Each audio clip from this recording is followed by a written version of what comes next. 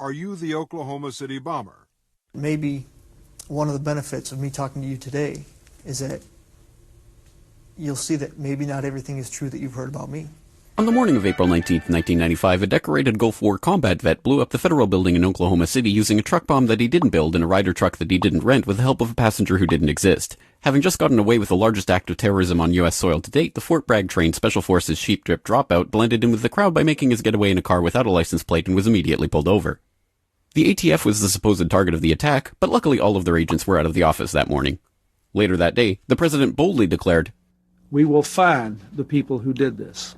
And when we do, justice will be swift, certain, and severe." Except for John Doe number 2. John Doe number 2. John Doe number 2.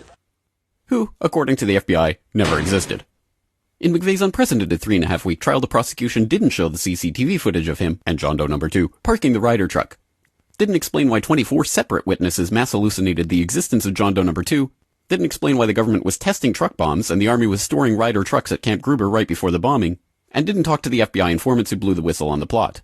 But they did collaborate with the CIA, and they did convict McVeigh as the lone wolf bomber and Terry Nichols as his bomb-constructing accomplice.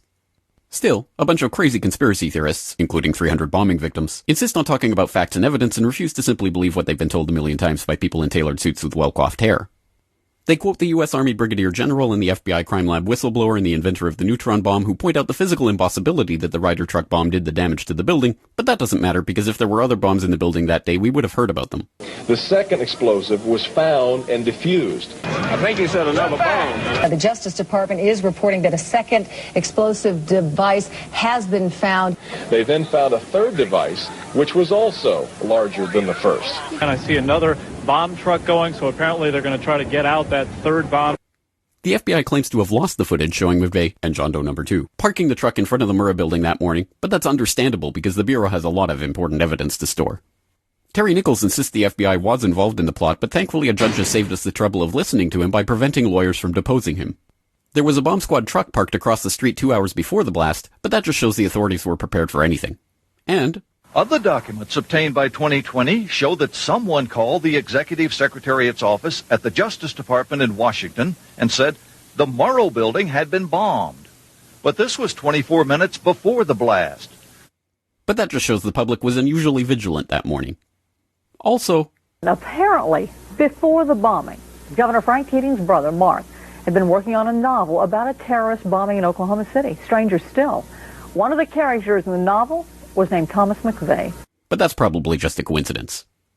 McVeigh wrote a letter to his sister where he admitted to being a secret Special Forces operative, and he complained to friends of the pain in his ass from an Army-implanted microchip, but that's crazy because if he didn't actually leave the Army in 1991, there would be proof of that. McVeigh was not executed on May 16, 2001 as scheduled because the FBI had failed to turn over thousands of pages of evidence to McVeigh's defense attorneys. But the execution went ahead on June 11th. In a highly unusual and secret agreement, no autopsy was performed. One witness said he was still breathing, and the prison officials admitted his hearse was a decoy. Then, the case was officially closed. And if you question any part of this story, you are a paranoid, wingnut, birther, truther, tenther, prepper, conspiracy loon who'd bring up any of these points ever again. Ever. This message has been brought to you by the friends of the FBI, ATF, DOJ, CIA, SPLC, MSM, and the U.S. Army. And remember, ignorance is strength.